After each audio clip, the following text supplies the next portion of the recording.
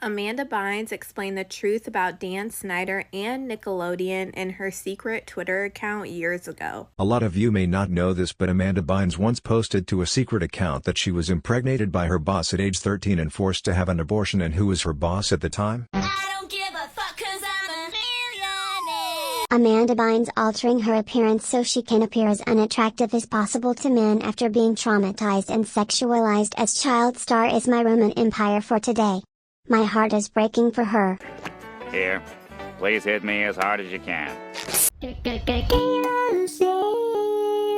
Okay, so if you're new here, I'm not typically the kind of commentary channel that'll make a follow-up video immediately after I make a video about something, but after the reaction to my last post about Quiet on Set, I feel like I have to set the record straight on a couple of things and talk about how the rhetoric surrounding the documentary has evolved since it came out. Let me start by responding to some criticism that I got on my last video, where I thought I clearly explained my point that the documentary was done well. However, I do feel like it exaggerated and sensationalized some details, which can be harmful because it doesn't actually help victims. What I mean is, instead of having a targeted conversation about how we can prevent these kinds of things from happening on sets in film and TV again, it devolves into this nebulous conversation about how every single person who works in Hollywood is a bloodthirsty pedophile. And I don't think this is helpful because we should be focusing on getting justice for these victims, and the way that we actually do that is by focusing on what happened, addressing the systemic issues behind it, and figuring out who to hold accountable. That was my point, but then people proceeded to accuse me of running defense for Dan Schneider, even though I said multiple times in that video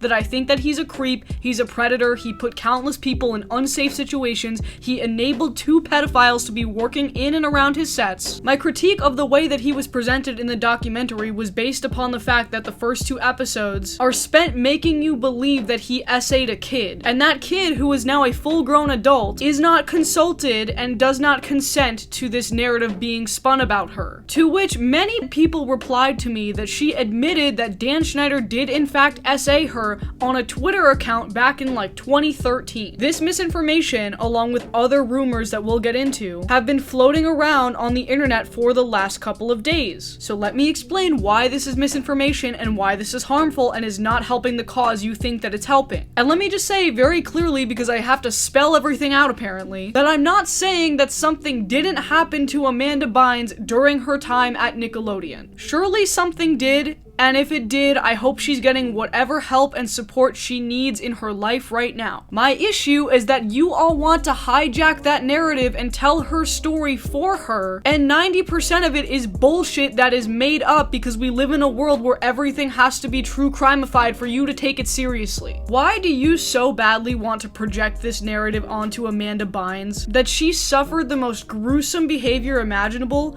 for you to take her pain seriously? It's because you do not view this as a systemic problem that needs to be solved. You view it as entertainment. You view her as the girl who went missing in the true crime reenactment series. Even though she's right here, she has agency, but because she's gone through mental health issues in the past and you don't view her as fuckable anymore, you feel like you have to fill in the narrative blanks with a rape, a pregnancy, and a chemical fucking lobotomy. Because whatever the truth is, it's probably not that interesting, and she has every right to not want to talk about it. Amanda Bynes has addressed a tweet that she had put out a few years ago. 4 years ago, she tweeted, "I want at Drake to murder my vagina."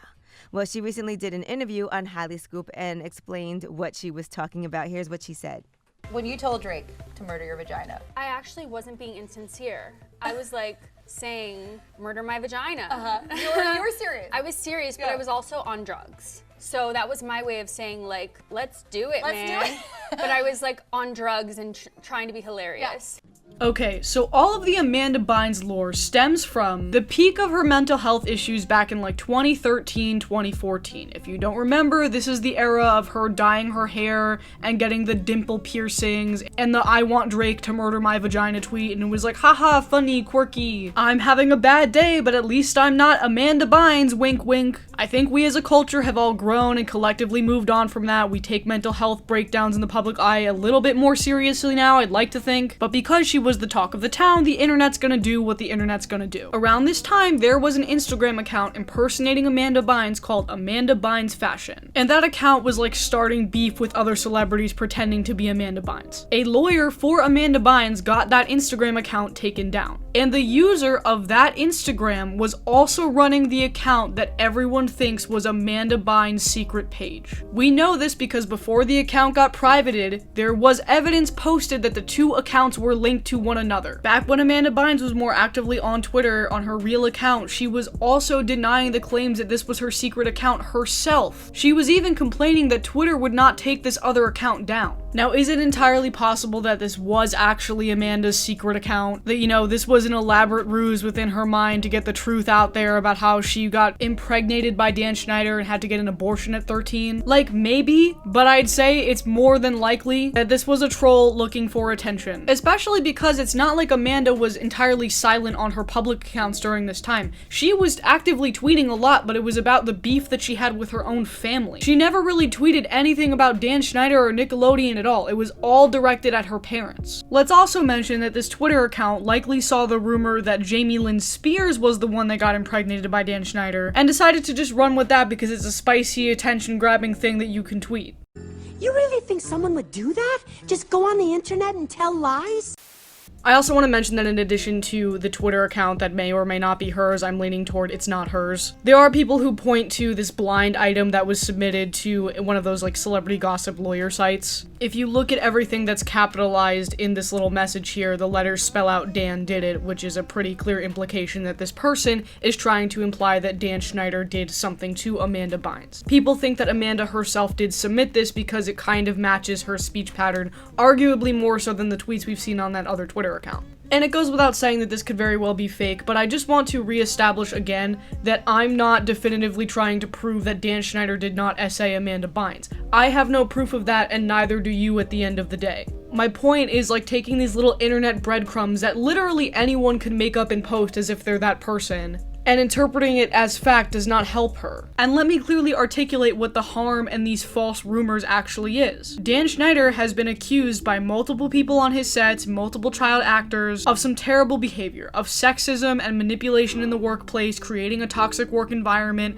pressuring kids into doing things that they didn't feel comfortable doing. All of that is tangible, and when given the right amount of care, can, in the realm of possibility, have an appropriately dealt with consequence. There's legal action that can be taken with that sort of stuff. But what Dan Schneider can now turn around and do is say, see, all of these people are clearly making up rumors about me. They keep saying that I got these teenage girls pregnant. Why would I do that? That's such an outrageous thing. It's a perfect opportunity for a straw man and gives him ample opportunity to evade any actual consequences for what he did do. And again, I just want to reiterate here that this does not mean that she didn't go through trauma, and that whatever trauma she went through during her time at Nickelodeon or after is not valid. It absolutely is. But you guys so badly want it to be worse than what it probably is. There's a whole narrative on TikTok right now that Amanda Bynes can't effectively speak to what happened to her during her time at Nickelodeon because they gave her a chemical lobotomy. There is no basis for any of this. I'm sure if I asked you to point to a diagram of a brain and tell me how to do a lobotomy, or even what the difference is between a chemical lobotomy and what they used to do in the old days with a scalpel, none of you could fucking do it. What it seems like to me is that a lot of you are unable to confront your own biases and stigmas about people with mental health issues. There is nothing pretty about Amanda Bynes' situation right now, and that makes all of you uncomfortable, and I understand why. But if you've ever met someone who battles serious mental health issues, or drug addiction, or any disease that we have trouble glamorizing, we retreat into this idea of fantasy narratives and conspiracy, and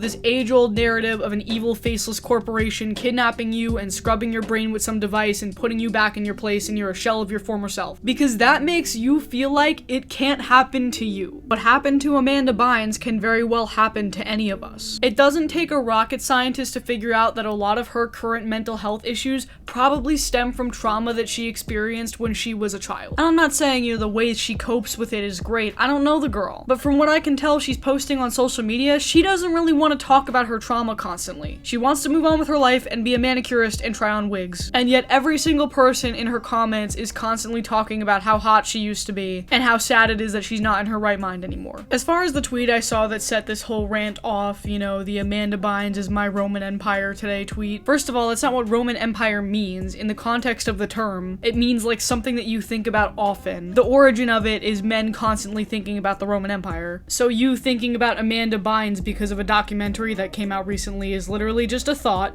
It's called a thought. We have those all the time. But most importantly, like, this is somebody's life, you know what I mean? I feel like us common folk have a really hard time seeing celebrities as people, as flawed human beings who are susceptible to the evils of the world as much as we are. And we hold them to a much higher standard. We don't give them room for rehabilitation or growth. And at a certain point, we label them washed up and beyond help, and we ridicule them. And I guess you can also argue that at the end of the day, celebrities have a lot more status and power and wealth than we do, and the least we should be able to do is speculate about their lives and make fun of them. I would argue that Amanda Bynes right now is not trying to be a public figure anymore. Sure, she posts on social media, but she's not trying to star in movies or do any tell-all interviews. She's just trying to, like, exist, and I feel like there's a distinction between that and, like, making fun of Kim Kardashian for whatever bullshit she's doing. Okay, I feel much better now that I've gotten this all off my chest. I'm sorry to come at you guys with this frantic kind of energy, but this is just, like, everything I hate about celebrity culture and true crime culture wrapped up into one neatly packed, chaotic story. And I just needed to say something because I feel like the brain rot on Twitter is getting worse by the day. Thanks so much for watching. I'll be back with more normal and evenly spaced out content next week because I literally posted 3 videos within the course of like 7 days. Let me know what your actual Roman Empire is in the comments down below. Thanks so much, and I'll see you next time.